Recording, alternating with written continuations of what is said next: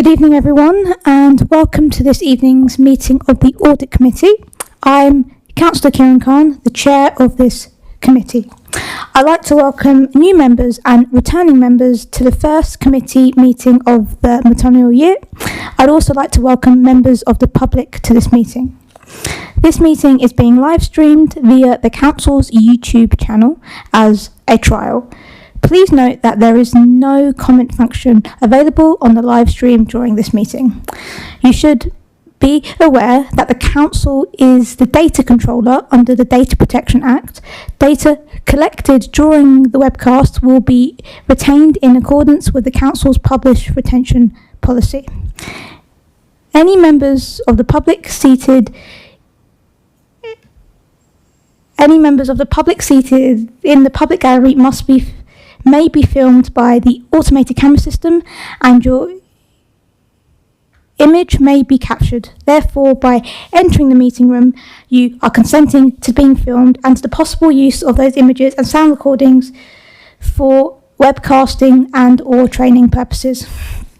Councillors are also reminded to take notice of what is displayed on the screens in the room, as these will show what is being recorded. Please can councillors remain seated when speaking, as the cameras are currently set to capture seated positions. Please do not move the microphones too close to you. Committee members and officers are reminded to be mindful that, given this meeting is being live streamed, any comments made and responses given must not contain exempt information.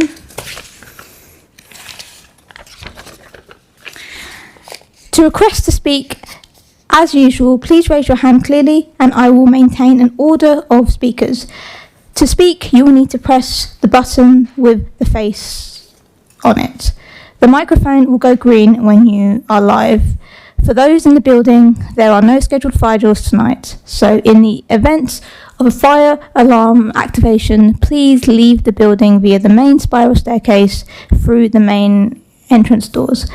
Should this route be not accessible, the secondary route is via the main spiral case across the contact centre through the doors. Once outside, please make your way to the fire assembly point located beyond the multi-storey car park entrance on Exchange Road. If you are unable to use the stairs, please wait in this room and you will be guided by a member of staff to the evacuation lift. I request that all mobile phones are put away or on silent. Thank you. The agenda has been published on the Council's website, and we will now commence with apologies for absence. We have received apologies from Councillor Yanni and Councillor Ashraf. Have we received any further apologies? Councillor Tina Belbin, Chair. Thank you. Are there any disclosures? So the second item is the disclosures of interest. Are there any disclosures of interest councillors wish to declare at this meeting? Great. Thank you. Now to the approval of the minutes. Does the committee approve the minutes of the meeting of the Governance Committee held of the Audit Committee, Audit Committee held on the 12th of March 2024?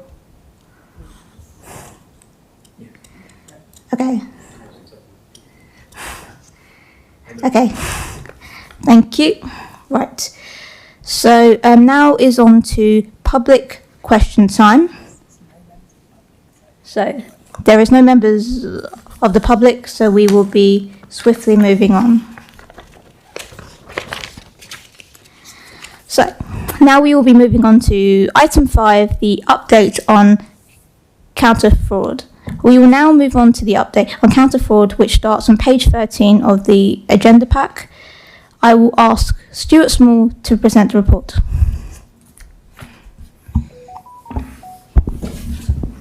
Thank you, Council.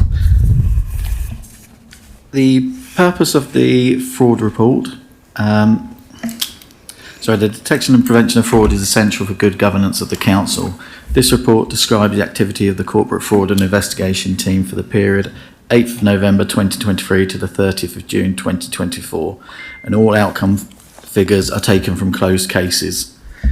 It has been agreed by the head of corporate finance after consultation with corporate management team that the frequency of the fraud report will stay at the quarterly intervals. The recommendation is that the committee note the report, as the committee has a responsibility to oversee the council's anti-fraud and corruption arrangements, and a major part of those arrangements is the activity of the corporate fraud and inspection team in identifying, investigating and taking action against cases of fraud. Point 4.1 is the fraud team's current open investigations, and at this moment in time we have 53 investigations ranging from council tax support cases, housing cases, right to buy and one fly tip case. That's up 10 cases from the previous reporting period. 4.2 highlights the housing fraud, and during the reporting period the team have followed the following. Between November and 8th of November, and 30th of June, 8 properties have been recovered into council. 4 properties have been prevented from the right to buy being actioned on them, and 3 prevented allocations. The amounts are in brackets next to them, so the amounts for the properties recovered is £218,400. For the right to buy, it's £409,600, and prevented allocations is £81,900. So the notional value of savings so far from November is £709,900. And there is a part under there which explains the amounts that we take as savings, which equates to £27,300 for every property recovered. 4.3 is the single person discount. The team annually do a data match with the single person discount register and the electoral register. If somebody is claiming a single person discount, it will match if there is more than one person registered to vote there. We have done this recently. A total of 192 properties were matched in this process, and after these 124 properties were discovered to have the discount incorrectly, and this has resulted in a further £86,629.72 of council tax liability being billed for this year. 4.4 is council tax and business rates. The team continue to investigate and inspect council tax and business rates. These are new billable rates during this period. The non-domestic rates is rather high this year for this period, and this is mainly because of the new town hall coming into billable, to be able to be billed. Point 5 on there, we always like to show a significant case. This particular case, a referral was received from a member of the Crawley Borough Council staff informing us that a tenant was not using their Crawley Borough Council property as it should be, and have moved out and possibly subletting it. Background checks were made on this tenant, and a new address was found out of the area. A home visit was made to the property where somebody other than the tenant was home. They informed the investigator that the tenant was out, but that she lived there. Further checks were made, and the tenant made contact with the investigator, who informed her of his findings at that time. The investigator informed the tenant that they had an ongoing criminal investigation and that this will continue while she is not using her home as it should be. The tenant then made contact on the following Monday and voluntarily gave the property back as she had moved out of area. As you can appreciate, with the cost of living crisis and the housing crisis, getting these properties back is quite important to the council so we can get people out of temporary accommodation. The implications from the report, there are no implications, and it is just asked that the committee note the findings.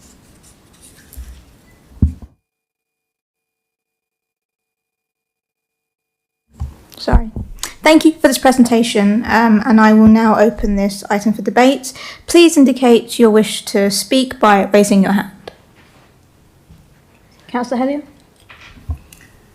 Thank you, Chair, and thank you for the report. It's just really a couple of questions that I have. In relation to the single person discount, how do we ensure that we've got a robust process to actually look at this moving forward, so it just, it doesn't happen in future, or it's less likely to happen in future, to save the council money?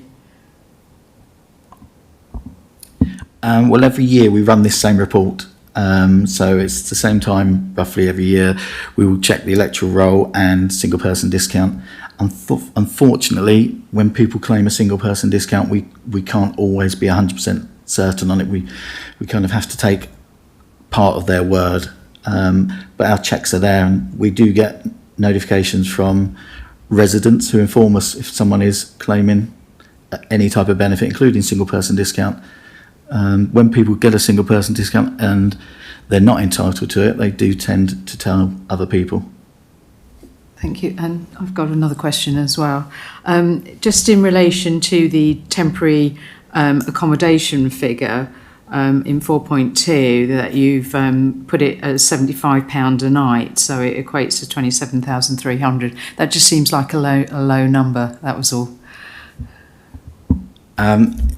It is fairly low, I suppose. We basically used a figure that the National Tenancy Fraud Forum use, but they get to a point where they get to the 27,300 and then they times it by 4, because they say it can continue for up to 4 years. This is mainly based in places like London, where you do get a lot of illegal subletting, and that's how long they believe a fraud may go on for. We've just kept it at 1 year, 27,300 as our saving.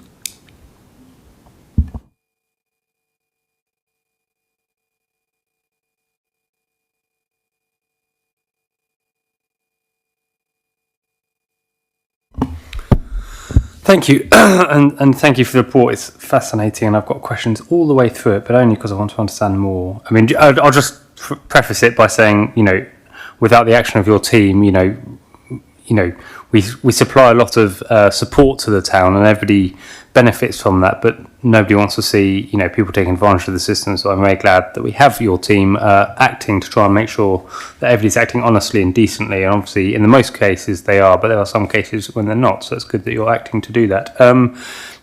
First of all, you've got in the fraud team, there's 2 questions I've got, is on fly tipping. I'm intrigued to know how fly tipping comes under fraud, because I can't believe anybody fly tips and then I'm just intrigued to see how that fits into the fraud team. And secondly, 18 right to buy under the fraud. So is that they've already bought, or these are people trying to buy and you're just assessing whether it's a legitimate application or not? I'll let you answer, then I'll come back with my further questions further for your report.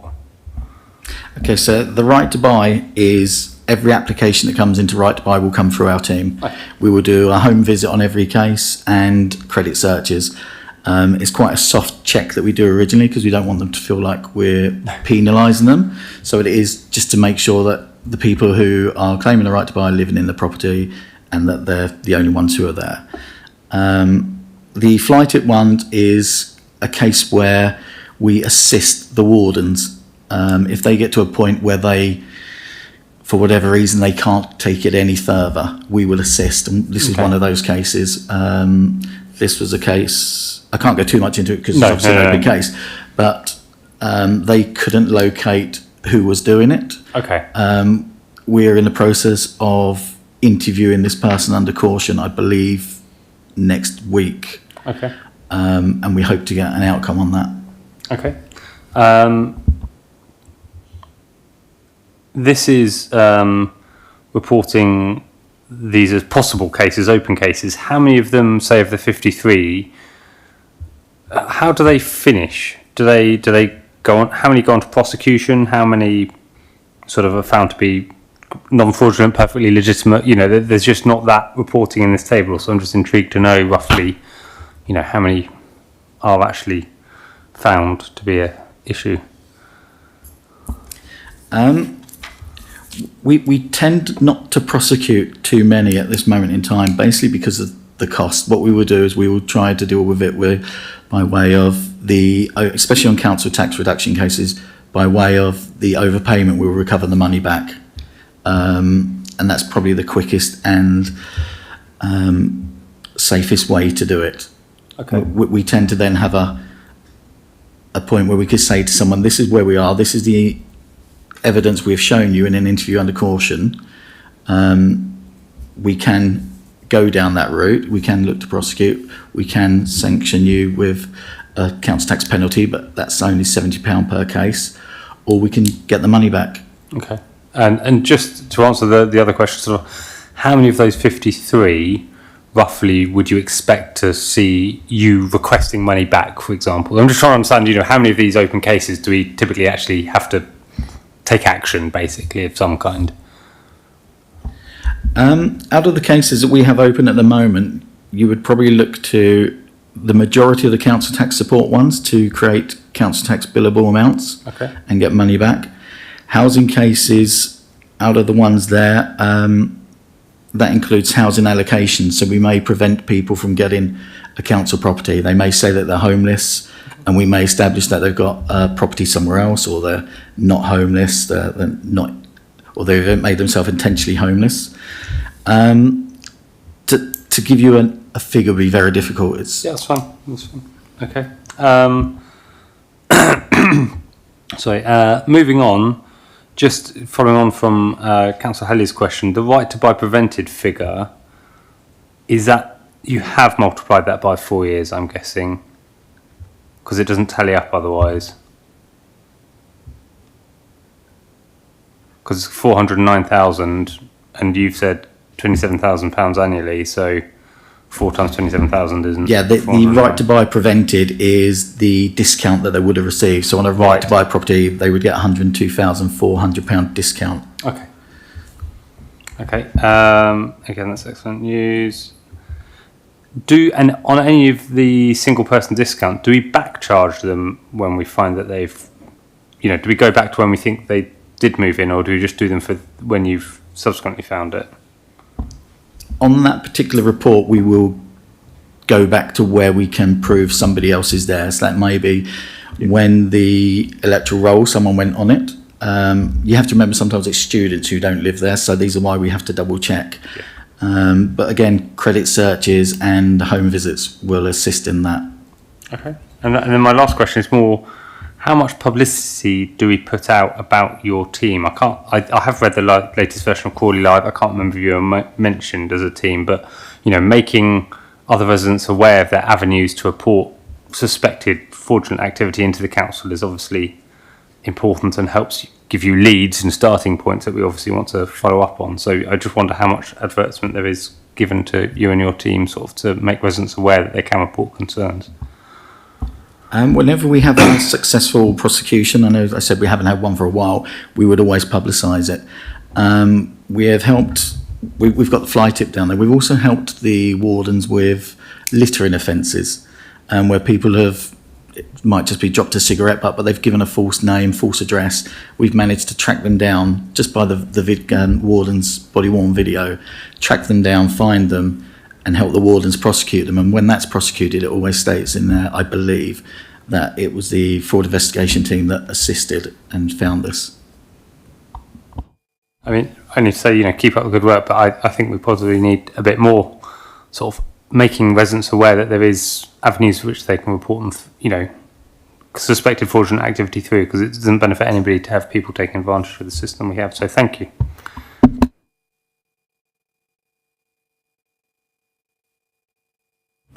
Thank you, Chair. I have a few questions, but I will start with the single person discount. So you said that there is no preventative control in a way that you don't check at the time of approval that whether this is a legitimate, this is a correct application. So I'm just wondering, can't you check the register at that time to make sure that, that's the right application? The single person discount will be applied by the council tax section. So it wouldn't be our team that would award these. We would only get involved if there's a referral that comes through to us. For us to check every single person discount that came in would probably take longer than our team's quite a small team, so it would probably take quite a while and take us away from the other investigations that we do. Yeah, but my question is, shouldn't in our organization we have this control in place at the time of application to check from the register whether it is a legitimate application, it's the right application? I believe that the council tax team do ask questions and go through that side of things, but they wouldn't do as deep a dive into the background as we would. Okay, right. And then regarding frequency, are you okay with the yearly frequency? Shouldn't this be 6 months given the number of the cases that we have? Or so what is your view on this? I think if we were to do it any more often than annually, we would miss ones where they go on.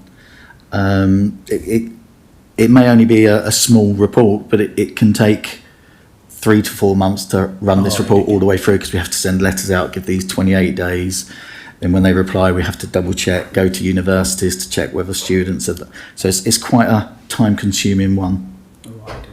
And how much you recover? So do you recover most of the amount, or what is the percentage of recovery you have in all these cases? The £86,000 has been billed on council tax, so it's the council tax department will be billing this and recovering it. Oh, okay, right. Thank you. And then in page 3, information analysis, fraud in housing cases has increased, has risen from 13 to 18. Is there any specific reason for the increase? No, it's just the referrals that come in at the time. Oh, okay. So what other mechanism do we have to identify these problems or fraud cases? Is it just we just rely on referrals, or we have our internal process as well to identify these cases? We do various checks ourselves. One of the things we do is we will run a report on council properties that may not have had any repairs reported in the last 2 years, 4 years, 5 years. If somebody has a council property and they can get their repairs done, it's very unusual that they would leave it that long. So we will then do tenancy audits, which are just home visits. We're not saying to anyone we're suspecting them, but we go out and we do a tenancy audit to make sure that they're at the property, they are who they say they are, and we actually find out whether they have any repairs that need doing and pass that to a housing team. And we rely on the public. The public give us a lot of referrals every month. So what proportion of cases comes through referral, and what proportion come from through your investigation? Or it's predominantly referrals? We get referrals from members of the public, members of staff. It can be all sorts of people. It could be a member of the public who just lives next door to someone in the pub who's overheard someone, or it can even be disgruntled ex-partners whose wife or ex-girlfriend is claiming benefits, but they've got a new partner living there. It varies. Yeah, the reason I'm asking this question is just to gauge, should our process be more robust to identify these cases rather than relying on referral, our own investigation, or our framework, to identify these cases? Is there any scope for improvement? It would be very difficult to establish if, for example, if someone's moved out of the area, because it's not a nationwide electoral register that we can just go and see. We wouldn't get a notification from, say, if somebody was to move to Gravesend in Kent, we don't get a notification from that council saying, we've got someone who's moved here from your area, have they notified you? It would be helpful if they did, but unfortunately we tend to have to react when we get notified. We do, as I said, we do the proactive checks, but the majority of our work is from referrals that we receive. Okay, that's good. And then on page 14, significant cases that we have reported. So the question I have is, since when has the tenant been using the property? So this is one that, this particular case, we couldn't pin a particular date. We had social media showing them on photos with "This is my new home," which was, I think, probably about 3 to 4 months old from when we started looking at. So we couldn't pin an exact date because they still had their bank registered to their Crawley accounts. Some people are aware, so they will leave their bank, their credit cards at their address because it's still their address. They're renting it out. Unfortunately, we can't always prove that money is exchanged in hand to prove that, and then to look for prosecution under subletting. And the last question is, it's basically regarding the robustness of the process. I'm just wondering if internal audit has reviewed this process ever. Is it subject to internal audit review? The fraud identification process? Yeah, we've gone through internal audits, we've gone through external audits as well. Thank you. That's good. Thank you, Chair. Thank you. Hi, I'd just like if you just turn your mic off. Sorry. Just a reminder, just because of the way that the cameras work, they will zoom in on the person that has the microphone. So when we have two microphones on, it doesn't know where to go. So it's just a reminder, even if it's a backwards forwards, when you've just stopped speaking for that moment, if you can just turn it off, it just means everyone can see at home. Thank you. Thank you. Before we continue, welcome Councillor Belbin to the meeting. Can I ask if you have any declaration of interest? No declarations. Right, thank you. Right. Councillor Russell, thank you. Sorry, it's not really a question, and I was going to say something as Councillor Lund's spotted, but it seemed that people actually had questions. I just wanted to say a huge thank you, because I think it's fantastic to see whether the savings are notional or whether they're actual in terms of billing, that we're actually out there and making sure that people aren't getting away with taking advantage of public services. So I wanted to say thank you to you and your team. Thank you. Do we have any more comments on this item? Yep. Hi, I actually looked at the papers today because of circumstances, and I was impressed at how much you had saved us, because I know you are a small team, and I think it's a pretty impressive saving. I would like to have noted if that's all right, if others agree with that. You know, it's that every penny counts, and you bring in a lot more than a penny. You know, there's that tens of thousands of pounds extra we get in thanks to your team. Right, thank you. Is there any other speakers on this item? Okay, before we move on, can I make some comments? Yeah, all right. So thank you for this report, Stuart. I had a very interesting time reading it. I did want to ask about 4.1. I noticed the amount of current open cases we have and the amount of money that's being saved due to the fraud protection team. Can I just ask, does the amount of cases then affect the process for next time? So if 1 year we have an astronomical amount of fraud cases, then will that affect the process for next time to try to decrease the amount of cases we have?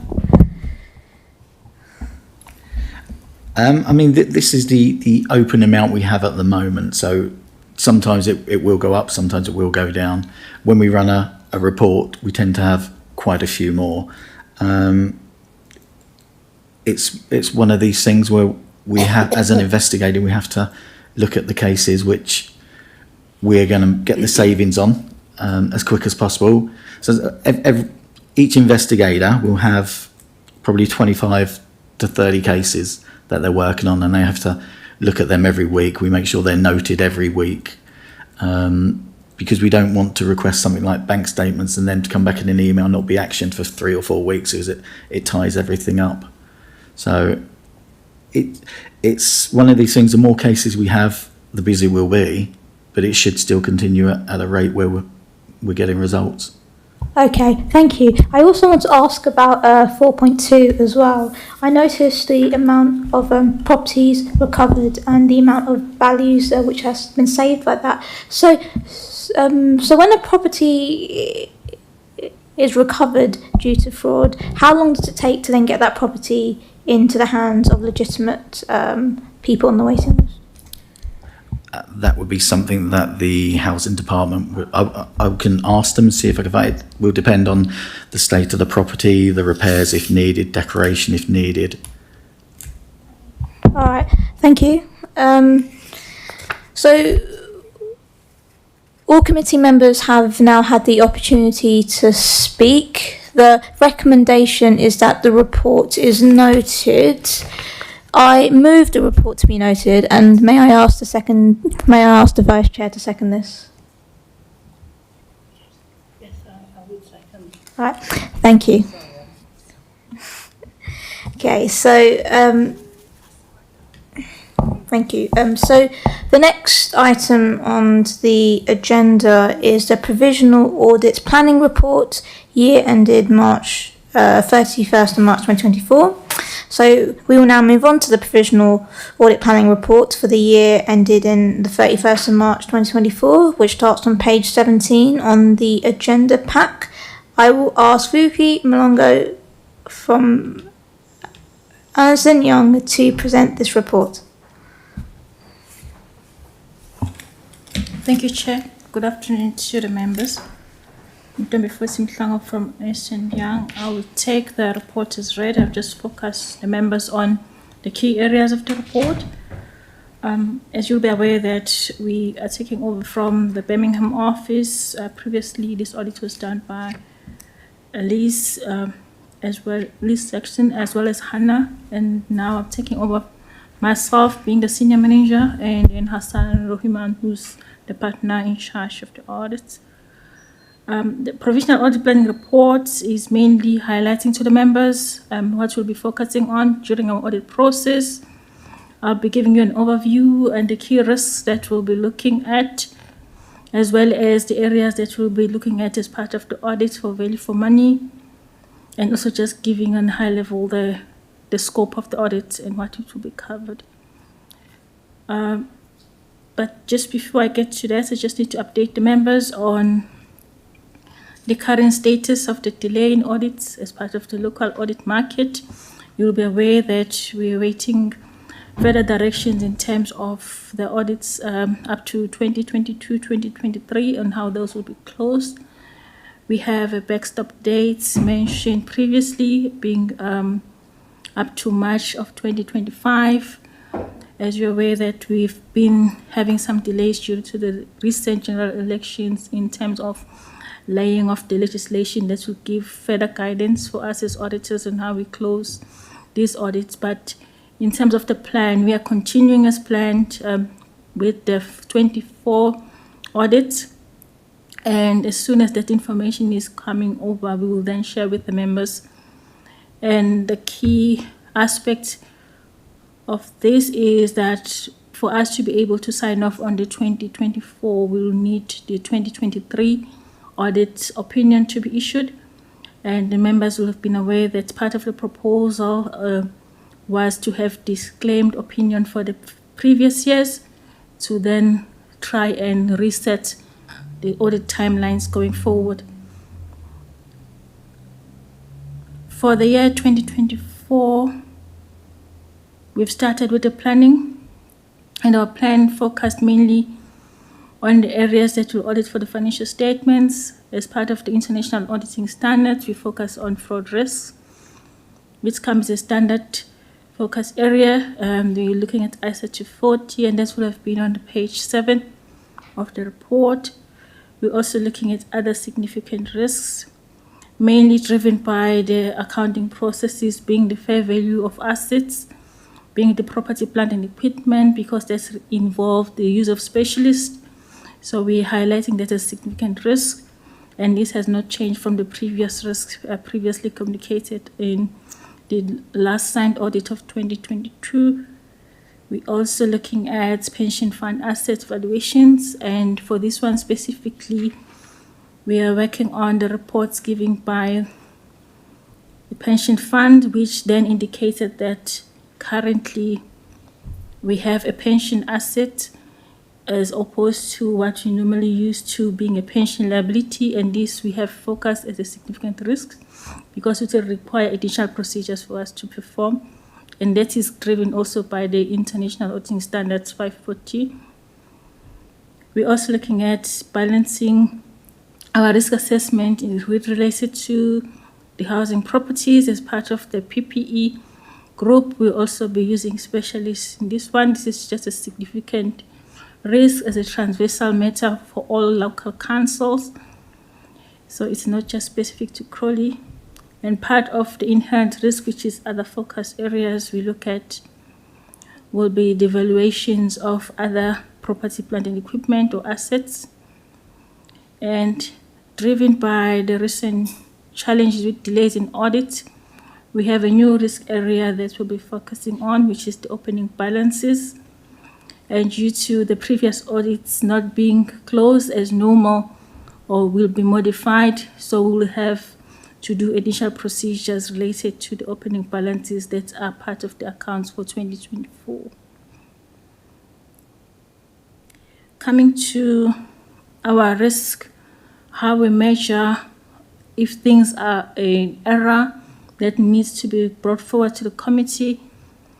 We are looking at slide 10, where we're giving you a planning materiality. Basically what we're saying that when we do an audit, we set a certain figure or amount where we're saying if it's above this error, we'll then consider that error needs to be escalated or reported. And we have a level of tolerable error, which we call the performance materiality, which is currently at £1.2 million. This is also driven by the history of the risks identified, as well as their values that are provided within the financial statements. And for the committees to note as well, there are figures on errors that we consider not significant enough for escalation to the committee. So any amount that is below £129,000, we consider it not to be significant enough for escalation. However, management will be made aware of those for them to then take forward. The scope of the audit includes us following the National Audit Office guidance. So there will be specific focus areas related to value for money audits. Value for money basically means that we're looking at the management and how they actually use their resources. Are they using them efficiently, effectively, and economically? And they have significant controls, or they have implemented controls to make sure that all areas that are significant to council are run in a proper or adequate manner. So value for money looks mainly at three areas, which is financial sustainability, governance. Governance includes risk management, risk assessment, and how also we respond to fraud. Part of it will be communicating with internal audits from our side and asking counter fraud in terms of their processes that they're working with management on, and how those action plans or recommendations from internal audits as well as counter fraud are being implemented by management. As part of governance, we're looking at the assurances that are being brought forward either to the audit committee as well as to cabinet, to council, and see those assurances and how are they accumulated, and actually making sure that they prevent any possible losses. And the third bit of value for money, looking at improving economy, efficiencies, as well as effectiveness of the arrangements within council. In this area, we'll be looking at the policies and procedures surrounding procurement procedures, as well as any other performance management and monitoring processes of council. And once we've done all of this, we'll then issue what we call at the end the auditor's annual reports, where we make a commentary on the arrangements and whether there's any concerns. So as part of our reporting processes to this committee, we will have the auditor's results report at the end, and to close off the process as a whole, we'll then issue an auditor's annual report, which we issue out as a final document. At the current timelines, they are all going to be guided about DLAC and how they conclude the previous resetting of the delayed audits. And then from our side, we plan to execute on our audit work and be ready to sign off at the point by the end of November. But if there's any delays in laying of the legislation, that date might be shifted. I will stop there and take any questions. Thank you very much, Chair. Thank you very much for your presentation. I will now open this item for debate. Please indicate if you wish to speak by raising your hand. Councillor Hellier, thank you. Thank you, Chair. Because I've seen this before, being a member of the Audit Committee, I haven't got an awful lot to add in terms of the process. and the strategy. But one of the things that I would like to understand is how the fees are calculated, because last year there was a significant increase in fees from 59k to 175k. And so moving forward, and given sort of where the council sort of sits in terms of our finances, is how can we be sure that we are getting value for money, and how's it calculated? Thank you, Councillor Hilas. I think part of the process of appointing auditors for council, you'll know that it goes under the PSA contracting period. So these fees are set out by PSA after considering and consulting both auditors as well as the different councils. So the scale fees as they stand at the moment is what have been approved as discussed with the PSA. So each audit firm will have been allocated a scale fee after considering the risks and the requirements of the international auditing standards. And just for your comfort as well, we have to then set in terms of the milestones with PSA and also report back to them on which milestones we have met before we do any billing. Can I just clarify then? So it's agreed in advance, is it? Or so what happens if we actually find that we go into other costs or something? How is that communicated? Any variations also have to go through the PSA approval process, and it had to be properly explained how it happened, and as well as communicated to management. And then the final approval comes from the PSA after considering all the supporting evidence provided. Right, thank you. Councillor London. Thank you. And I'm going to start by echoing Councillor Helley's point. I find the fees, frankly, baffling that they've gone up 2.5 times, and we don't seem to have a valid... from that answer, I understand it's agreed elsewhere, but I think I would want a sort of report into the audit committee to understand, maybe it's from our own officers, to explain to us why they've gone up 2.5 times. And I'm just going to highlight, sitting newly on the council, we haven't had an audit report for sort of 2 years, and yet we're paying 2.5 times more for a service that isn't being delivered. So from my point of view, that's not value for money, and I'd like to understand why we're having to pay so much, because, you know, we are materially in a difficult financial situation, and every penny does count for us, as Councillor Belvin said at the moment. And, you know, we can't just be spending another 120,000 on a service that, if I'm honest, isn't delivering for us at the moment, because sitting here as a councillor, I don't know whether we've had good finances for the last 2 years, because we haven't had an audit report for the last 2 years. I'm sure the officers have done a good job, but that's the point of audit, is to give us an external viewpoint on whether we've had a good outcome. So I really would want to sort of understand why those fees have gone up quite so much. And so whether that's from Ernst & Young or whether that's from our officers themselves, just need to explain to us. But I can't say I'm happy about the fact the fees are 2.5 times what they were last year, and I haven't seen a valid explanation.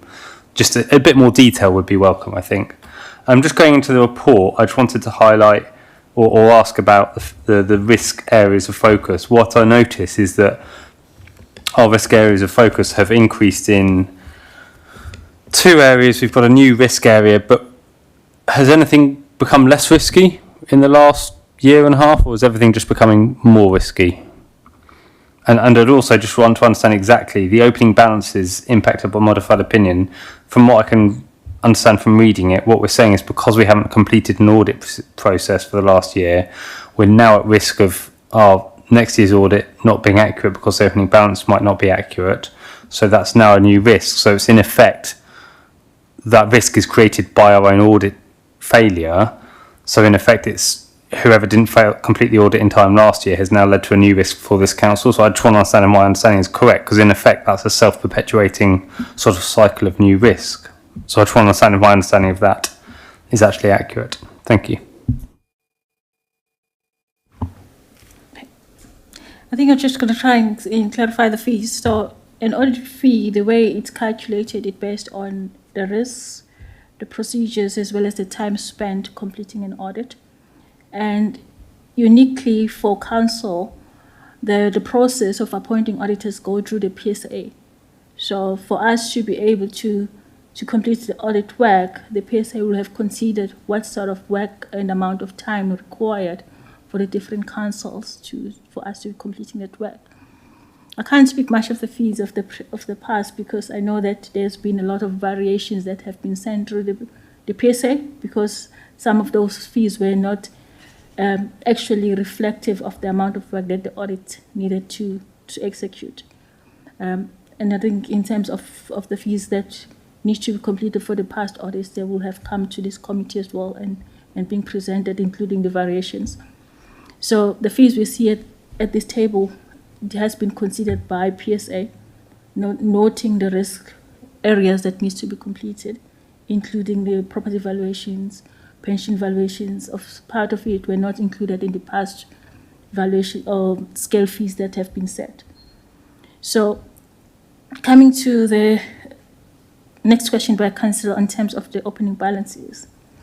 So, opening balances, we are awaiting guidance on how we need to deal with that. Basically, this risk is transversal to all councils because mainly an auditor will have relied on the previously signed audit report to then reflect on the opening balance.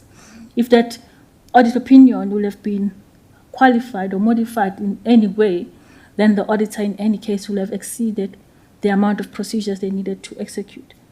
So in this instance, we have no opinion on the previous balance. So since it is a transversal issue, we're considering that there should be guidance coming through that, because as you correctly said, that it could not be an additional cost because of the challenges experienced in the past, either because of resourcing or other additional challenges experienced by the past audit processes. So that guidance needs to come through from the FRC, which is the overall oversight body for auditors, as well as CIFA in terms of what other ways to get that assurance without having a signed opinion. So you've correctly read it to say it's because the previous opinion has not been signed. There are procedures that you can do, but we just need to ensure that we have not exceeded the amount of hours that is actually required. So certain things might be exempt from doing in terms of the international auditing standard, but unfortunately, since we work under a profession that is very stringent on what procedures you need to do, we can't exempt ourselves. We need exemption from the oversight bodies. So I do take your point that it could seem like additional work, but there should be guidance coming forward on how we deal with that. Just to say, one of my questions was missed because I asked quite a lot. Has anything decreased in risk for this council, or is it only an increase in risk of everything for this council, which obviously, as I now understand, leads to an increase in audit costs?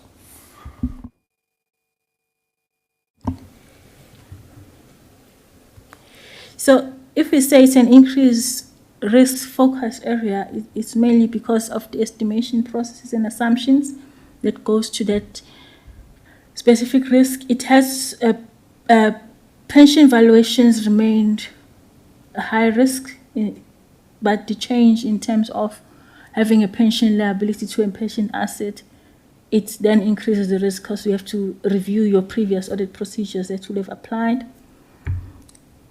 The valuations, there is much better guidance now. Unfortunately, we'll have to still use the specialists to get that comfort of the valuations for any sort of property, plant and equipment, housing. It's a heightened risk because of the changes in the markets, the inflationary pressures that come through. So it varies in terms of the risk, but the items that were reflected as a risk in the previous 22 audits still remain as a risk. It's just the level of the risk in terms of the latest trends on the valuation methodologies that are being applied. Anything on decreased risk, I will say no at the moment. If it was not for the opening balance, there will not have been any other area of focus that we have added to this plan. Thank you. Councillor Belbin. I agree with Councillor Lullin about the opening balance and the way it's referred to, because I read this and I thought, oh gosh, have I missed something? You know, was there a problem that we haven't discussed about last year's accounts, and is it just, it's just merely that you haven't signed them off? Because what I found really hard to swallow was when we had the rent overcharging.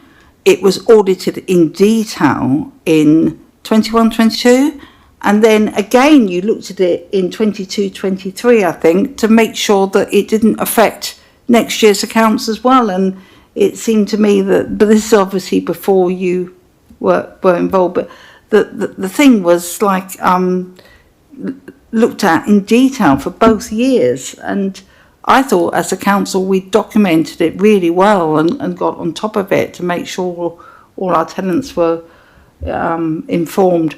The other thing I'd just like to raise is materiality at 2.57 million, which represents 2% of the gross expenditure. Well, that's 128 million, and I don't think our expenditure is 128 million. If you times 2.57 by 100 and divide by 2, that gives a gross expenditure of 128 million. And I don't think even if you add our housing account and our general account together, we got that level of expenditure, have we? Ask the Chief Accountant, Sheila. Yes, we do, because it also includes benefits and things like that, which are netted off when you look at the budget, so it looks lower. Right, so yeah, so it's like ins and outs. It's not actually expenditure, it's cash flow in and out that flows, because we collect. No, yeah, but it is our expenditure. Yeah, it's yeah, okay, thank you. That's that one answered. But yeah, I agree with Councillor. I mean, reading this, or general public reading this, would wonder what was lurking and going to come and bite us from the previous year.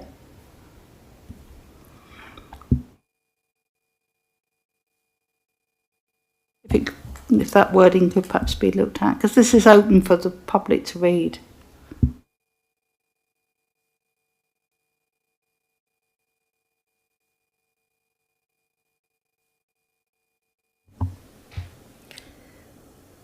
Just to maybe clarify on the risks, until the item is totally cleared and not repeated, we'll consider it as a risk. And when you reflect something as a risk, it does not mean that we'll have to dive into detail. As soon as we start our planning processes and do the walkthroughs and understand that certain processes have changed, then the risk profile of that item might change. However, if it still remained unresolved at a certain point in time, we'll keep it as a risk.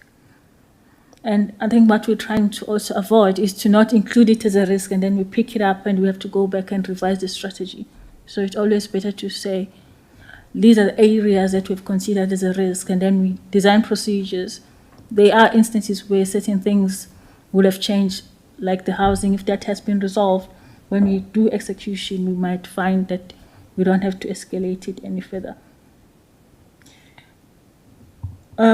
I think we've covered the item of the expenditure, gross expenditure. If may just, Honourable Councillor, if you can just tell me the other wording that you would like us to update, and then I'll look into that. I'll appreciate it.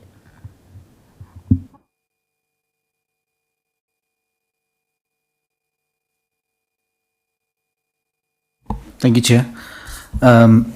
First, thanks for a very comprehensive report, a lot of useful information. So I have a few questions regarding the disclaimer opinion. So have you already issued this opinion, or when we will issue it if you haven't yet? It is an anticipated opinion of the 22-23 accounts. That is where the dealer guidance is still awaited, because it will be a transversal matter, not just impacting on Crawley. So we were awaiting that guidance. Once that accounts are closed, then we'll be able to then proceed and close these accounts. So when we are when this opinion is expected, and when you will receive the guidance? At the present moment, it's very hard to say, because it's needed to be coming through legislation, which DLA could have taken to Parliament, and unfortunately with the elections, then process has been delayed. We were hoping by September, but it might be much further than that at this moment. So does it mean that depends on what the legislation will be, you may need to perform some procedures for last year audit as well? So it's not just a clear, we haven't done anything, disclaimer, this is opinion, and that's all. I think up until to the end of the last committee, we have presented our interim reports on the value for money that would have been done by Liz Jackson and Hannah Lil. Going forward now, for them to be able to close those accounts, they will have to get that legislation passed in. And since it's impacting the opening balance of 24, so we can't close the 24 audit without closing the 23 audit first. So it's sort of a ripple effect. We have to close one to then move to the next one. But in terms of the value for money and the interim report, that has been to the council, to the audit committee already. So it's just waiting that last bit of the process to complete. Thank you. I have a few questions on opening balances, but I think it has been discussed. But I think this is a tricky area, because to what extent you can perform the procedures, because these are not just balance sheet items. Then we have reserves as well, and then P&L, and so I think to get a full understanding of that will require a lot of audit procedures, which equate to a full audit basically. But that's fine. I mean, I think we are waiting for the, as you said, more guidance. So I'll skip this, and then I think on page 60. It is stated that the council should make key IFRS 16 policy decision in accordance with the code before April 2024. So my question is this policy now in place? So because the deadline has passed, so it's page 60.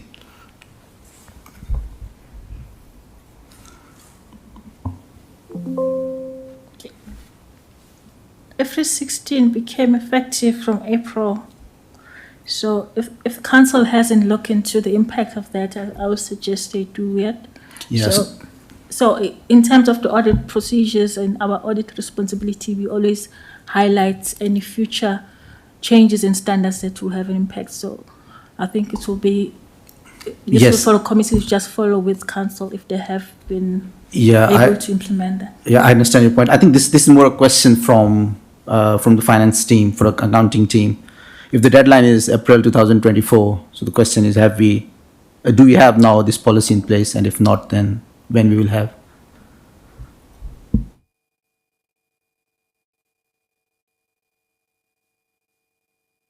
Sorry, can I just clarify which policy you're? So it's IFRS 16 policy. Yes, I mean the council adopted IFRS 16 early, so yes, we have got the policy. We have the policy in place. Okay, thank you. Sorry, I think we have a very interesting change in ISA 31.5, which may require you to amend some of your procedures. And what I understand that you may be conducting some GCC control testing. Is it right? Because I think last year our audit was fully substantive, and we didn't perform any GCC test. So what is our plan for this year? In terms of ISA 315, we still follow the fully substantive procedures for all our public sector audit clients. We only consider the impacts of the controls, so information system controls, that will have a financial impact, and then we still consider those as part of our procedures for substantive testing. So we're still not relying or using controlled approach for our procedures. But do we perform any GCC test on our key applications? On the key applications, we will normally just look at what impacts and reports are coming from the general control. Wise, we won't do a full general control test on the IT system. No, thank you. And then what's the reason behind following a full substantive audit and not relying on control? Well, I think a control framework here is quite robust. So why don't we take the advantage of the control we already have here and reduce the extent of our testing? I think the structure of public sector auditing, we found that substantive testing is much more efficient. So because control tests, you have to come at different points to test the controls, and that could be quite expensive and not as efficient. So we focus on substantive testing. So okay, no, that's good. And then my last question, to what extent do you rely on the work performed by internal auditor? We use the work from internal audit for mostly risk assessment, and also as part of our value for money procedures. We use some of that from the reports, then we can identify if there's any significant risk we need to consider for value for money. And then we use that to that extent. No, nothing further than that. Thank you. Thank you, Chair. Thank you. Are there any other members who wish to speak? Okay, great. All committee members have had the opportunity to speak. The recommendation that the provisional audit planning report is to be noted. I move that the report be noted. May I ask the Vice Chair to second this, please? Yes, I second it. Thank you.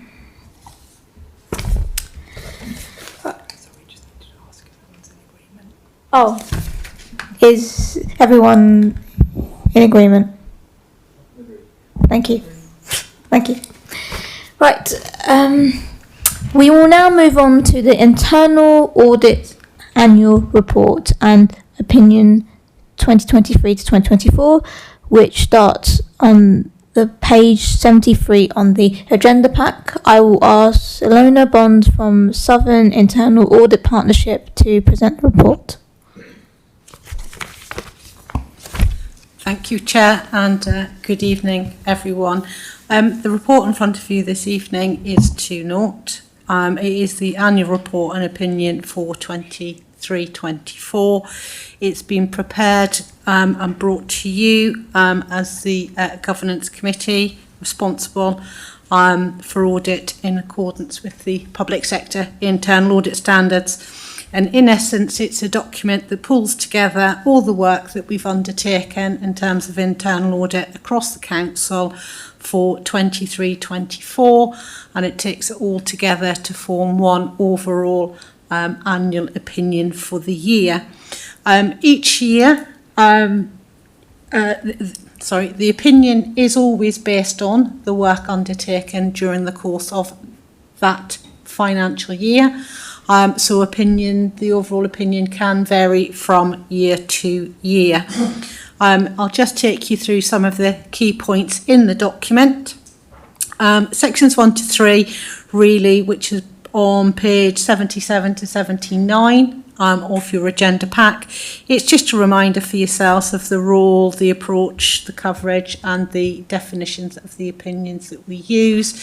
Most of these are covered within the progress reports, and they will also be in the audit charter that you receive at the beginning of the audit cycle for the year. Section 4 is probably the individual most important section of the report, because that is where we give you the annual opinion for the year. I'm very pleased to note that once again it's a positive statement for the Council.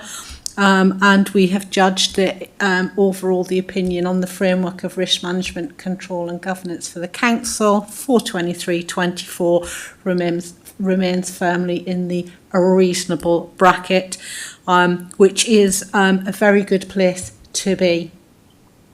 Section 5 is split into a number of sections. If I take you first to page 81, there's just a summary pie chart. And it shows you that 70% of the work undertaken in the year, which equates to 12 systems, resulted each in a reasonable audit opinion. 30%, which is 5 of the systems that we covered, had a limited audit opinion, which I will come back to. There's one item of outstanding work which is noted underneath the pie chart that hasn't made it for the purposes of the annual audit report this year, and that's the audit that we undertook on the housing rent system. That report has now actually been finalised, but it wasn't finalised in time to include it for this year's annual opinion, so we will make sure that it's included for the 24-25 annual opinion. The work was conducted, draft report was out, but management just needed some time to consider the management actions to address some of the control and compliance issues identified within the report, and it all hinged around the new system and management reports, so it just took a while to formulate what the most appropriate management actions to address those would be. That's now been done, and as I say, the report was actually finalised last week. Further on in section 5, we've got a summary generally on governance and risk management. Suffice to say that everything in those areas through the work for 23-24 is all okay, and there's nothing particularly that I need to draw your attention on through that. We then have the little subsection on control, where generally everything is satisfactory, working all okay. But we list out for you in a little bit more detail those 5 systems that we've covered during the year where there's a limited assurance opinion. I think probably 3 of those 5 you've already had the summary through the progress reports that have come to this committee earlier on in the year. And I think it's probably just the community facilities, regulatory compliance and the main accounting which are new in terms of the summaries for the limited assurance opinions. In terms of those areas where there are limited assurance opinions, I'm not unduly concerned that these are either endemic or systemic weaknesses within these areas. I think it's probably I've just lost my train of thought, I do apologise. Where you haven't had audit coverage across areas for a significant number of years, control and compliance can lapse. This is the first time that most of these areas have been covered in any detail for a number of years. It's quite common, therefore, that when they are covered, a limited assurance can arise. I'm satisfied that the issues themselves that we've identified within those reviews are issues that, in terms of the operation of that system itself, it fits it into the limited assurance bracket, but I don't think those issues that are identified are sufficient and significant enough that it affects the overall annual assurance opinion for the council. I'm also satisfied with the management actions that have been identified to address those issues. And as always, we will continue to track the progress on implementation of all outstanding management actions through to completion, and we will report those accordingly to yourselves through the progress reports. So that will include any that remain also outstanding for 22-23, as well as anything for 23-24. And then as we get through the work in 24-25, that will also be added into the progress report. Again, I think I probably just want to draw out that the council doesn't shy away from any areas within its purview in terms of the audit plan. So they're not cherry picking those areas that they know are likely to result in a reasonable or a substantive audit opinion, which is the best way to be in terms of audit planning, because you get more added value from your audits by looking at those individual areas that might have some issues that need addressing. So the corporate management team, the senior leaders do continue to invest heavily within the audit plan and the commitment to the delivery of the internal audits themselves. Section 6, which just takes us on to page 85 and 86, just a summary for yourselves of our own quality assurance processes. Again, just to support our assertion that we are delivering for yourselves a quality audit process. Section 7, again still on page 86, is disclosure of non-conformances, and again just to point out we have no non-conformances against standards or operating practices that we need to draw to your attention. Section 8 again just runs through a summary of our own internal quality control processes for the work that we produce for yourselves. And then I take you back down towards the end of the report on pages 87 and 88 of your pack. Section 9 on 87 is just a review of the internal audit performance, so it's some of the key performance indicators that we maintain. In terms of the draft completion of the delivery of the audit plan, very pleasing to report that we have achieved 100% delivery against the final agreed plan. Notwithstanding, rents hasn't made it to the annual opinion for the year. The measurement is on draft reports, and that draft report was out.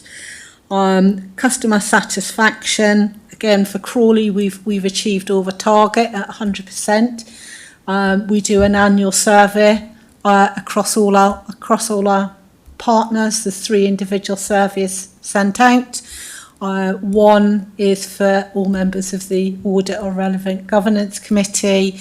We also do a separate survey for all senior management, and then the biggest element of the survey is we send out a questionnaire to any individual in receipt of an audit report or as a nominated individual for a management action.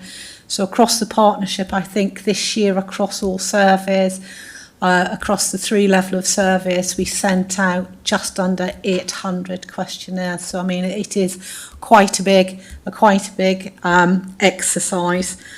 And then finally, we've obviously ticked yes that we comply with all the relevant standards.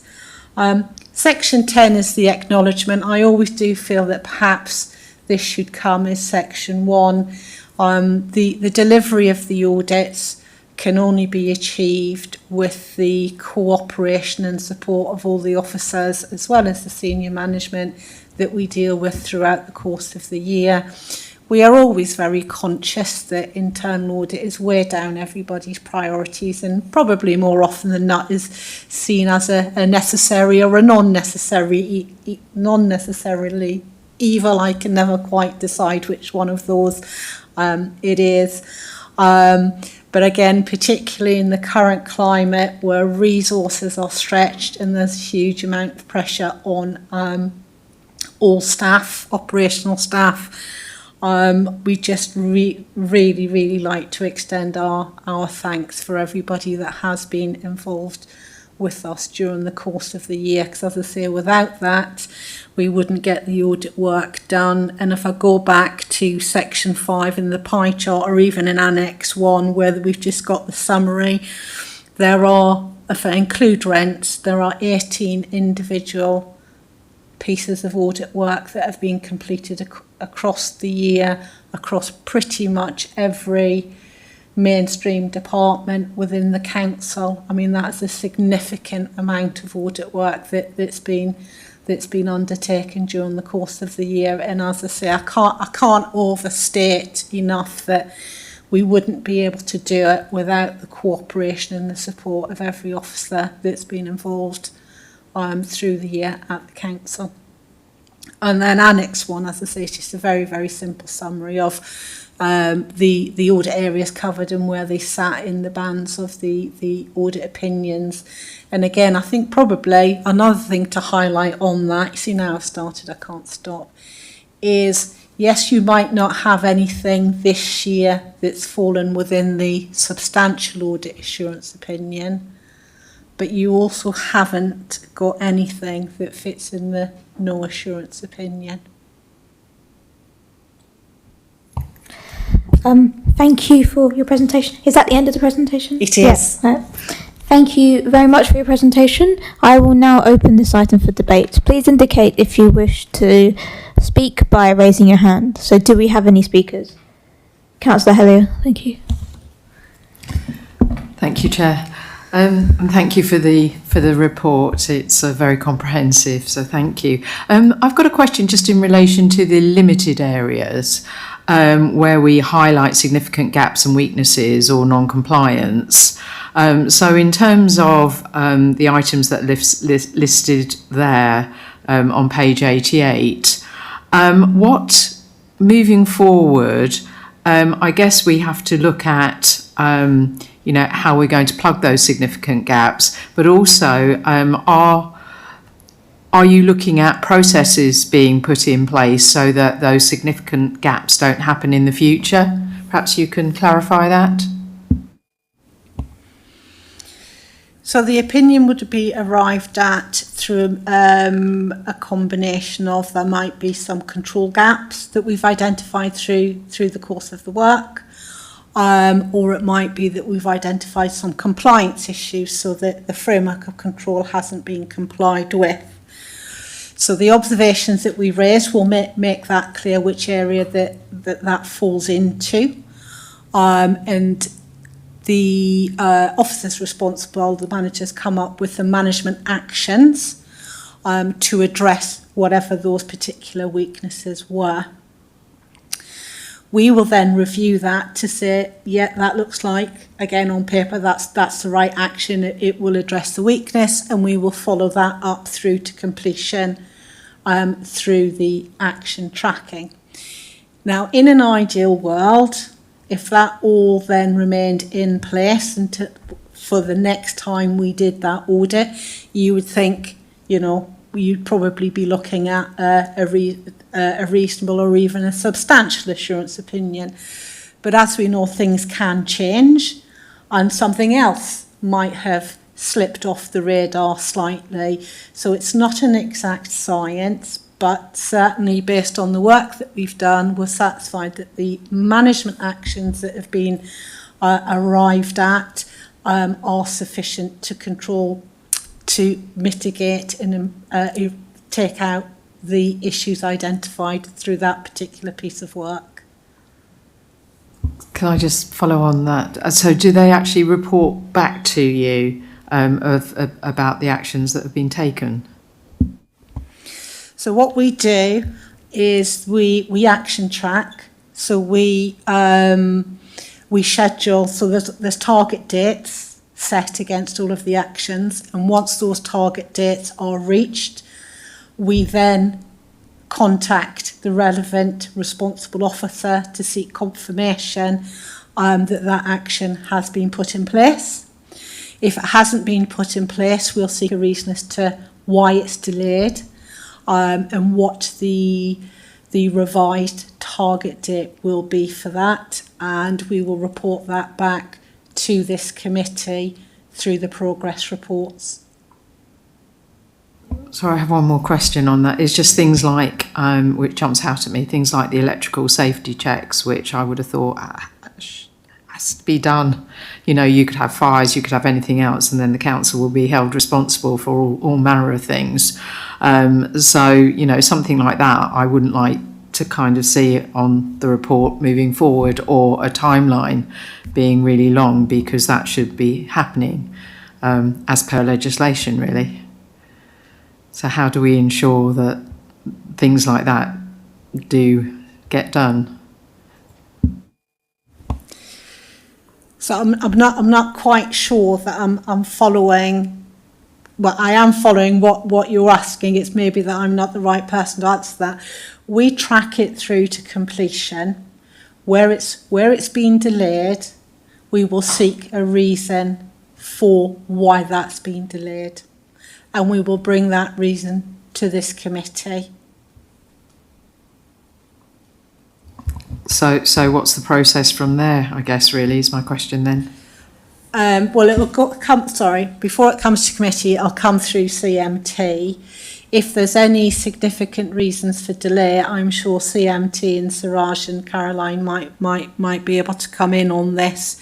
If it was of such a significant issue, we'd have to look and address and see whether additional work could be done to prevent further slippage.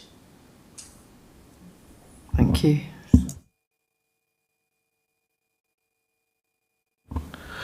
Just to add to that, obviously when the reports come out, that we see a draft and then it comes out, it's agreed and approved. So corporate management teams see that, including obviously the chief exec and deputy chief exec. So the heads of service not only have those kind of targets and time frames on their radar, it's also on the people that they report to in terms of the chief exec and the deputy chief exec. And the internal audit come back and provide, I'm trying to remember the frequency that you come back to CMT, to corporate management team, but on the reports that come, it will have all those actions that need to be met along with the timetables and if they've gone red. So not only will the head of service, all their peers will see that has gone red, and we will talk through those and explain why they are red, and because ultimately we'll kind of feedback to Iona in internal audit as to why it's not been done. And as Iona said, it comes back to you, so you will see that if it's not happened. Thank you. Are there any other speakers? So Councillor Belbin, thank you.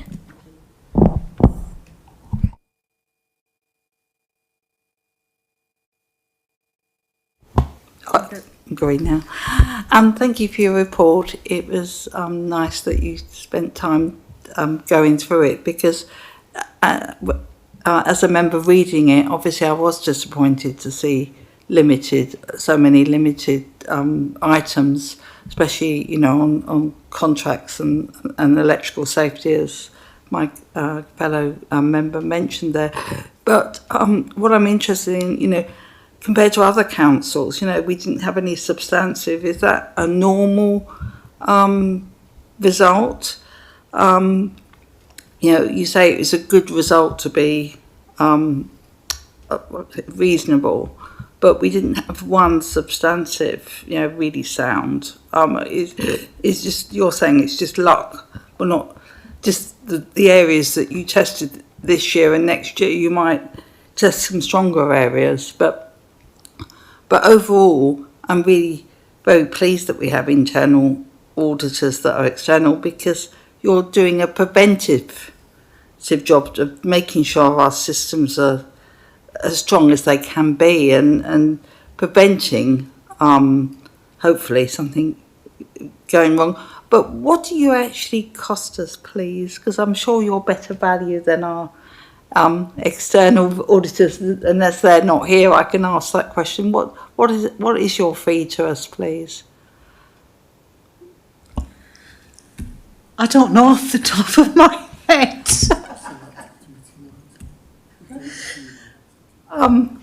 Caroline, can you remember? But we probably wouldn't want to actually mention that in open session, to be honest. It's probably commercially sensitive. Right, but we can have the external auditor's fee discussed here. I just thought it was relevant to us. But I am very grateful, well, not grateful, but I think it's good that we are paying an external firm to do that. We're a partner, and you do lots of councils locally.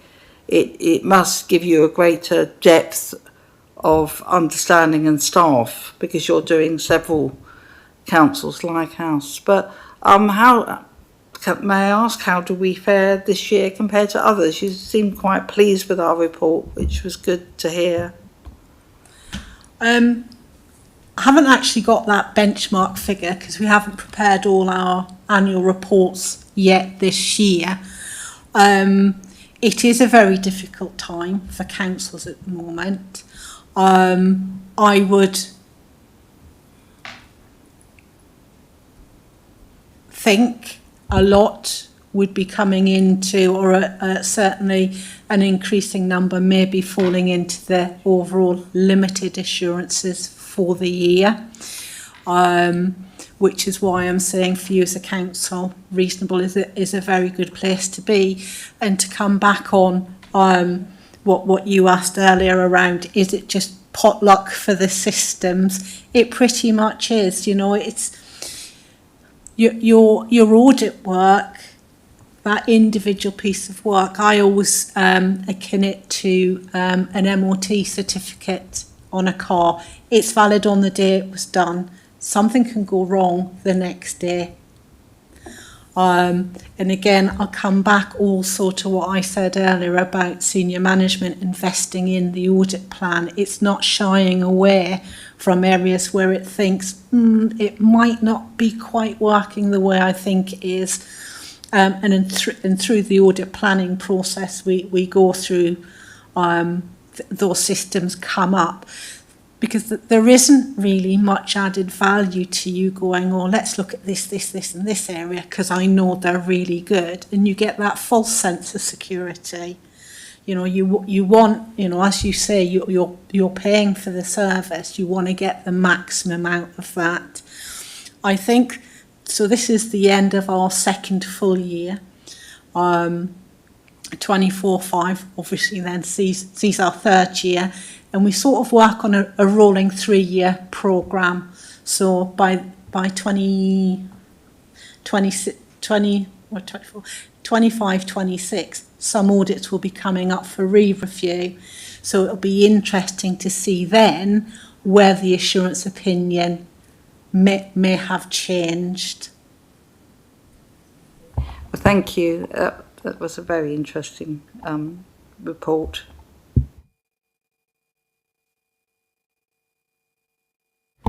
Thank you, Chair. Thanks for the report. I mean, a number of my questions are answered because of your presentation and then the question asked.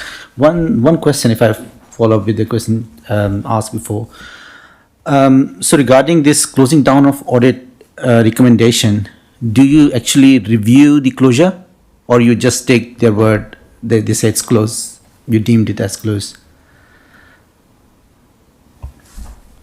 What we do is, yes, we just take it on word that it's been done because we're getting something back in writing.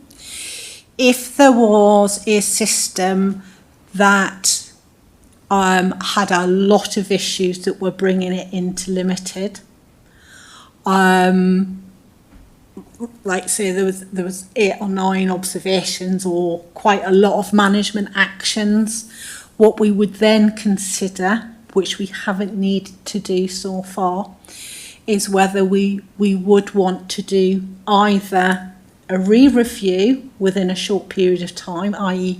re-include it in the following year's plan if we felt it was that significant, or bring in towards the end of the year a follow-up audit where we would come in and review in detail the documentation to support that action has been undertaken. So it's available to us if we feel the need to do that, but we haven't yet felt the need to go that far to undertake a detailed follow-up review. So can we assume that if you're closing down an issue, you are comfortable that it's actually closed? So yes.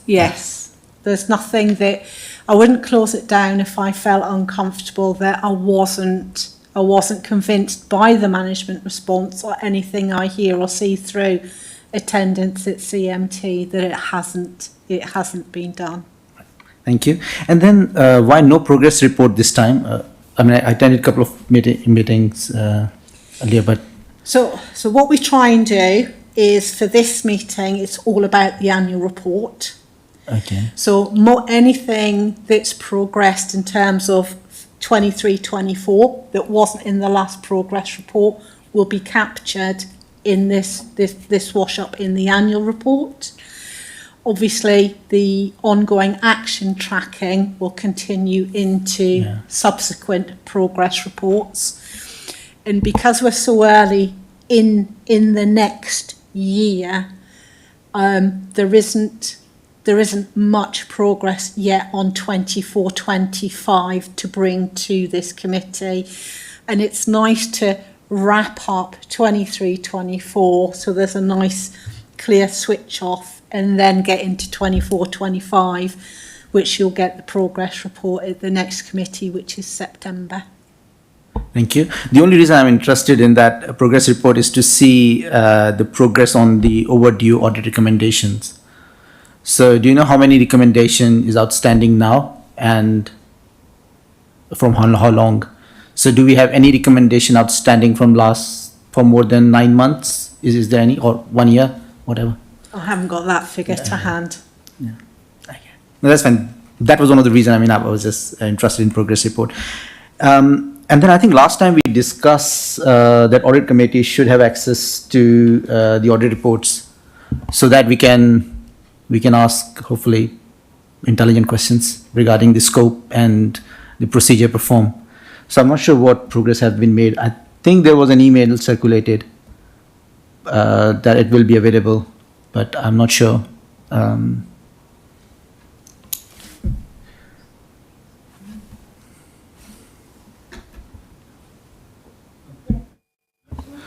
Yeah, this query had been made. I think what we had established, and we spoke with internal auditors about what common practices at other authorities as well. I think what owners tried to describe is the kind of internal audit culture that we've tried to develop now, where the people undergoing the audit are honest with what they're doing, they're putting forward topics which are challenging, and I think that if that detail is kind of open access, at the moment it's kind of internal as a document. If it's open access, I think we're worried that the honesty that currently we've developed with the system will be potentially jeopardised if it just becomes a kind of everyone wants it to be green, everything should be good and positive. Then people will put forward topics which are easy to get good marks on. Let's put it that way. So I think. What we've established is that they are internal working documents, and I think what hopefully our owners report has got across is that you get the progress reports, and and if things are going wrong, you'll see that coming through the paperwork. And I think the question you just asked about how many are outstanding and that sort of thing, if those were concerns for Iona, that would be reflected very strongly in her report here. So, and I think just in terms of resource for the committee, time and resource, I don't think that level of detail potentially is required. Because obviously if you have full access to everything, you'll have, I'm sure, lots of questions about the detail, but there's a lot of detail and a lot of work that goes on in the background. I don't know if I would add anything to that. Thanks. Yes, just to support what you have said, Suraj, and it's that balance for you as a committee between your overview role and not getting into detail that sits at an operational and a management level. And that's why I think the balance between the progress reports and the annual reports gives you the information as a committee. Yes, if I just make one point, I mean, I'm not asking for to access the working papers, which are internal. I'm asking you to provide us audit report, which has just your opinion and detail of what audit procedures are performed. I guess the same thing is available for external auditor as well. So if external auditor can access something, why we can't? And I'm also an audit committee member of Essex County Council. I have access to not only full reports, but I have access to their staff member as well. I can ask them questions. And I think this is standard practice for audit committee to get all internal audit reports. Otherwise, it is difficult to provide oversight function. I mean, how can I ask you question if I don't have the detail? Like, for example, one of the questions I'm interested in, one of the audit report I'm interested in is the one relates to finance function, main accounting. And that was, I think the audit was carried out because of EY has raised some issues. So I want to see what audit procedures we have performed and what is the result. That I can only have if I have audit report. So I'm not asking you to give me working paper. I'm asking for just the report, which external auditor have access to.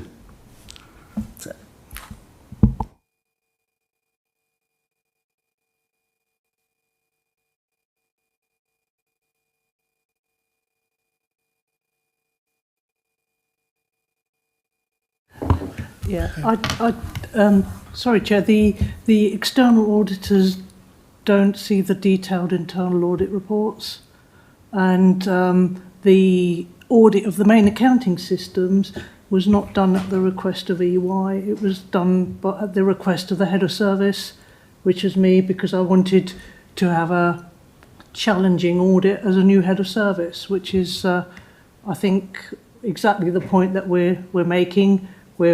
As management, we are picking the challenging areas because, you know, they need to have open access. And as far as I'm aware, it's not common practice for audit committees to have access to internal audit reports.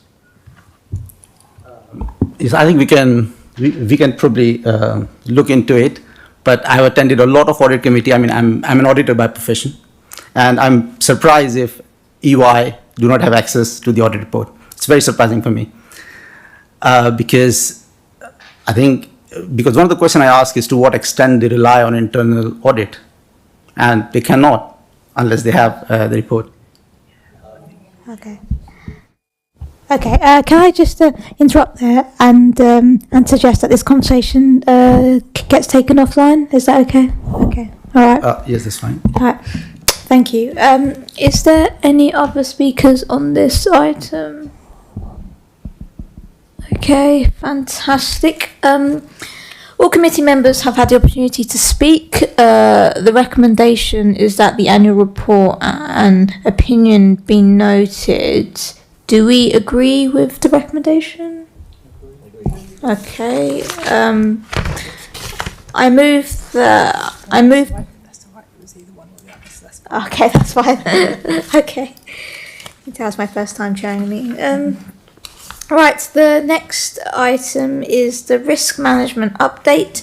We will now move on to the risk management update, which starts on page 89 of the agenda pack.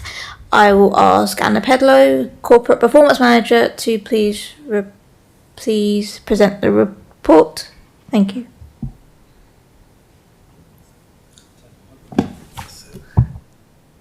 Thank you, Chair. So the purpose of the report is for the committee to review the action taken by the corporate management team and staff to mitigate strategic risks. The strategic risk register is a live document which is regularly reviewed by a corporate management team, and it includes a summary of the current analysis of residual risk as well as detail on each strategic risk. So in terms of section 7 of the report, which focuses on the update since the last audit committee, which was the 12th of March 2024, just to start off saying that the corporate management team undertook a thorough review of the strategic risks.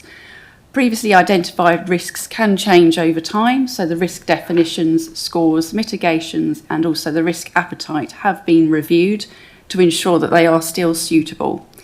In some cases, this may see risks being downgraded and removed from the strategic risk register and monitored at an operational level.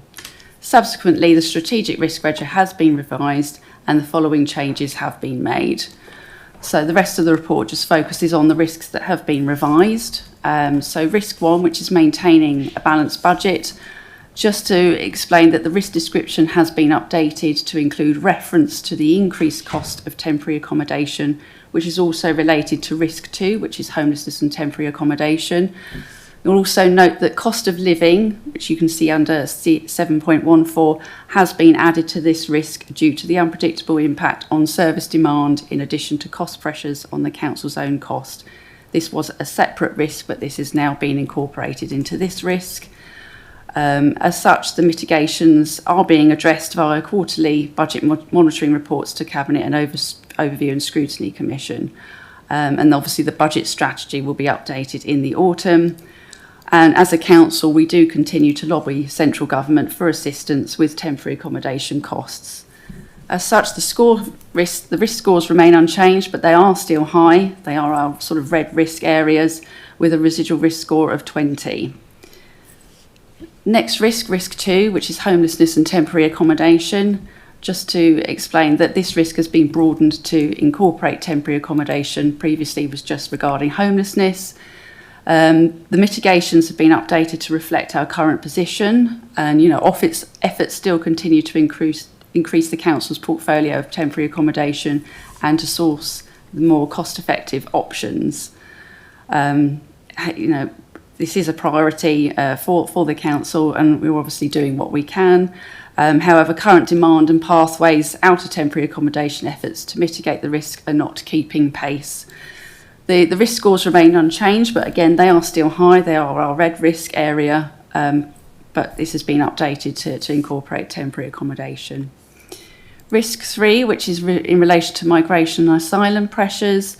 The risk description has been revised to set out the pressures we faced, most notably evictions from asylum contingency hotels and the Shigosian BOTC scheme. Longer term, the Home Office is seeking over 300 asylum dispersal spaces in the town. So there is some additional new burdens funding that has been made available to help with the additional expenditure we face in meeting these duties. However, this is limited to a two-year period which ends in 2024. As such, the risk appetite has been changed to mindful from cautious. So we recognise as a council that we are willing to consider all options and choose one that is most likely to result in successful delivery. The risk scores remain unchanged with a residual risk score of 16. Next is risk 4, which is in relation to climate emergency. The risk description has been revised to reflect how failing to honour our commitment to reducing carbon emissions could lead to reputational, financial and compliance risk. As such, the inherent risk is reduced from 25 to 20. The mitigations have also been updated as lots of work is underway in updating the Climate Change Action Plan. There's also changes to the procurement charter, which will also include climate impact in decision making. Finance again is the biggest constraint, but the programme is being aligned around known grant funding opportunities, such as the public sector decarbonisation scheme. The residual risk score has been changed from 15 to 16. Risk 5, delivering the affordable housing programme. The description has been revised to make reference to organisational capacity as a risk to delivery, and the mitigations that have been updated to reflect capacity, which has been bolstered through the recruitment of additional senior project manager within our built environment team. We've also undertaken a prioritisation exercise, which has gone via our Strategic Housing Board to enable resources to be deployed in taking forward those developments, yielding the greatest number of new affordable homes. The risk scores remained unchanged with a residual risk score of 12. Risk 6, which is in relation to water neutrality. So the risk description has been changed because that was more in relation to us having a water neutrality strategy, but this has now been agreed. The focus now is around how we will have to work with the Sussex North offsetting water scheme in terms of deliverability for water neutral developments. There's also been limited funding provided by the government to support local authorities in dealing with water neutrality. And again, ongoing engagement is at a chief executive level, which is obviously taking place with DEFRA and DLUC ministers and departments. The residual risk has been increased from 8 to 12. Risk 8, which is the local plan, the risk description has been revised, which includes the risk of a successful judicial review.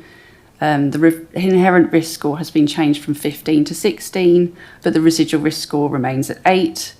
The mitigations have been updated to reflect the current position. We hope the inspector's final report is anticipated at some point this month, obviously after the elections. Risk 12, that's a new risk, which is in relation to social housing regulatory requirements. There is an expectation the council will need to meet the new consumer standards, including AWAB's law, and be prepared in the event of an inspection by the regulator. We will also be required to meet the safety and quality standard on our stock, which may impact on the HRA, on the 30-year HRA business plan. The mitigations identified include the creation of the Crawley Homes Regulatory Compliance Board, which includes senior key officers, including the Deputy Chief Executive, and they will be monitoring actions against these standards. Stock condition surveys have also commenced to better understand the current stock condition. We're currently awaiting the final details of AWAB's law to be published, but the new repairs policy incorporates the principles set out in draft regulation. A residual risk score is 9 and the risk appetite is mindful for this new risk. Finally, in terms of risks revised, risk 13, recruitment, retention and succession planning. The risk title has been revised as organisational capacity was originally included, but this has been picked up in risk 5, which was around delivering the affordable housing programme. So the focus now is on recruitment, retention and succession planning. As a consequence, the inherent risk has been reduced from 15 to 12. The residual risk remains the same at 9. The mitigations have been updated to reflect the vision and direction of the HR team, which is to automise and digitise routine processes to reduce time spent on administrative tasks. This time can then be spent on complex strategic work such as upskilling, talent development and well-being. So those were the ones that have been revised. The rest of the report focuses on those that have been removed from the register. Just quickly whizzing through those. District heat network, which was previously risk 1, that's being monitored as an operational risk as the ongoing delivery forms part of business as usual. And overall, the residual score was minor compared with other risks, and the programme received substantial assurance in an audit in 22-23. Three Bridges Station, which was previously risk 6, that has been merged with risk 11, which is the LEP Infrastructure Crawley Growth Programme, as delivery forms part of that overarching programme. Disaster recovery, business continuity, which is health and safety breaches, which was previously risk 8. The reason it was initially included is that there were obviously significant gaps identified in our approach. However, lots of work has progressed to the point where this can be regarded as business as usual. Health and safety reports are presented to corporate management team on a quarterly basis, and compliance is also reported in the annual governance statement.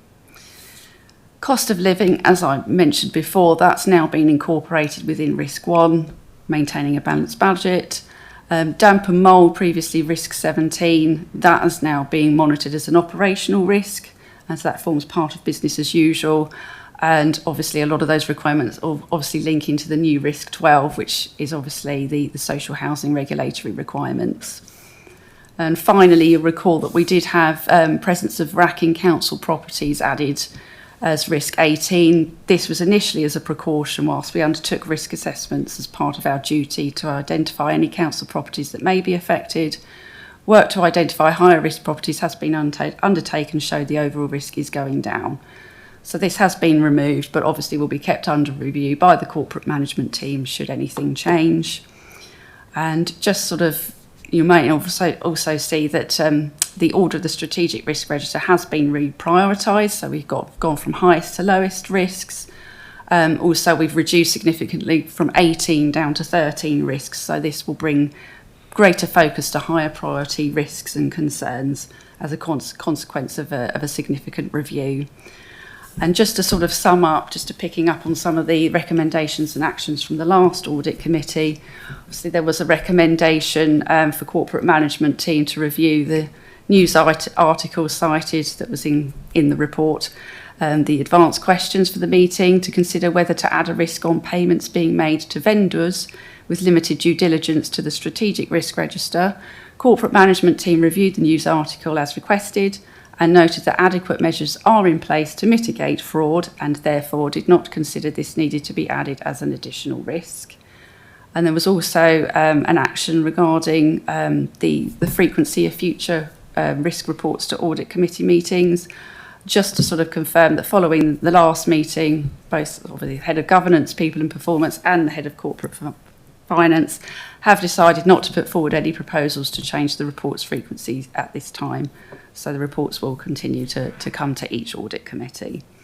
So those were the sort of quite a lot to go through, but we have had a significant review. So obviously that will make sense as to the approach that's been taken. So if there's any questions. Thank you. One of the recommendations on this report is to determine whether there are any matters in relation to the register to which the committee would like to be drawn to the attention of the chief exec or cabinet. With this in mind, would you like the specific comment to be brought to their attention? Please make this clear during the debate, and members will make a note for when we come to the vote. Okay. So I will now open the discussions up to the committee. Please indicate if you would like to speak. Councillor Lunnan, thank you. Firstly, I just want to thank the team again for sort of a tighter, more focused register. I think that's a good piece of work in achieving that. Inevitably, as I'm sure everybody who's gone through this will probably have a couple of items that they think, oh, I'm not sure you've scored that right. So I'm just going to highlight the two that I don't think you've got scored right. Number one is migration and asylum pressures. And I only say this, and you might have written this report before it happened, but obviously we've had the arrival of the Tragossians and the impact that's had on the council. So just the likelihood of it seems to have gone from probable to very likely, I would say, as it's actually happened. But there might be other reasons that the mitigations mean that actually how they've arrived show that our risk appetite was correct on the impact that they would have. So I'm not saying it must be right, I'm just intrigued, say that one would be interesting. And the second one I thought that was interesting was the local plan. I mean, I can't see anybody doing a judicial review of Crawley's local plan because there's not much space left in Crawley, whichever way you look at it. I can understand how other district authorities might be worried about a judicial review, but I really think the likelihood of that happening, of anything really happening to the local plan at this point, is below possible to unlikely. But again, it's just the two that I thought were not so accurate in their likelihood predictions, but isn't, you guys are running with it day to day, so I'm not going to take too much offence if you disagree with me. That's all it is, really, and thank you for bringing the report. Thank you. Councillor Hellier? Thank you, Chair. I agree with Councillor Lunnan. I've actually sort of highlighted certainly the homelessness and temporary accommodation part, because I think that we don't have the controls given what has happened, and I think that should be risk 25 across the board, because I think it's out of our control to actually do it. And even though we're lobbying the government, but we have sent a very strong letter to say that Crawley Borough Council could go bust as a result. So I would say that risk is incorrect and should be 25 on there. I think that's quite important, and that also sort of goes into the homelessness and the migration and the asylum pressures as well. Again, I don't think 16 is right in terms of mitigation. I think that should be higher. So if we're looking at 20, I think from a controls perspective, I think it's out of our control, and I think it should, again, the residual risk score should be, with no controls, I think should be higher as well. So that's my thoughts on those.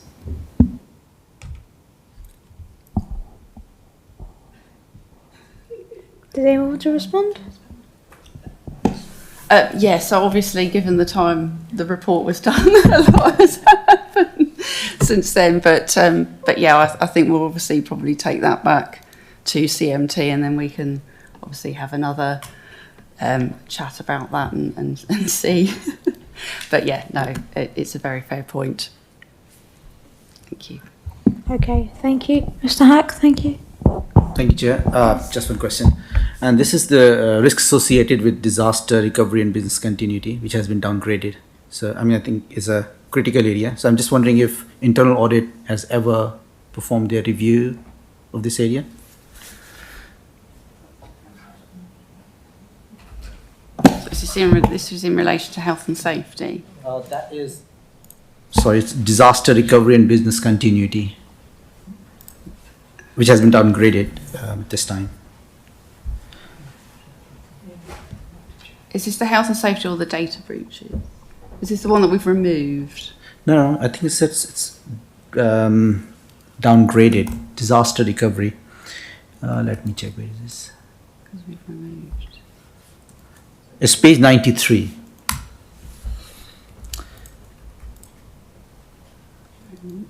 The 7.13, disaster recovery and business continuity, health and safety breaches, yeah. Yeah, that's been removed from the strategic risk register. Right. And that will be monitored at an operational level. But that was audited, and that's why it was originally then put on the strategic risk register. Oh, okay. But a lot of work has moved on since then, and obviously there are regular updates that go to CMT, and also we do monitor compliance as part of the annual governance statement, so that you will see that in the coming months, the annual governance statement, which obviously makes reference to what we've done in terms of health and safety compliance as well. So it's moving in a positive way. So at this point we felt, okay, that's more kind of business as usual, we'll keep that off now. But as anything with any risks, if the situation should change, there's any cause for concern, then obviously things can be escalated back upwards, so things can go up and down. But at this point, CMT felt satisfied that there's good progress being made, so we'll take it off at this point. It's being monitored, it's kept under review, but obviously if anything would change, then obviously it may appear again. But let's hope it doesn't. Thank you. Okay. Thanks for that. Thank you, Chair. Thank you. Are there any more speakers on this item? Okay. Thank you. All committee members have had the opportunity to speak. There are 2 recommendations set out in the report, and I will deal with them separately.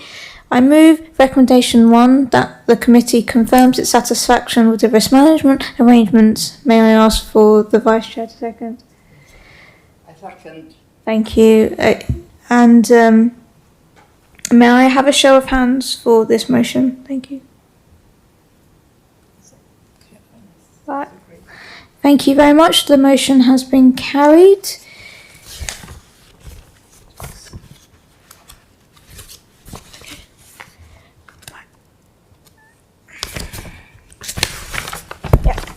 Thank you very much. With regard to recommendation 2, no comments were moved during the debate. I therefore move that no comments be drawn to the attention of the Chief Executive or Cabinet in this occasion. Are we in agreement? I second. Yeah. Thank you. Yep. Are we all agreed? Right. Thank you. There is no supplementary agenda. Therefore, with the business of the committee concluded, the meeting is now closed at 9 o'clock. Thank you. That's all right. If everyone can just bear with me one moment whilst I just turn off the recording. Thank you.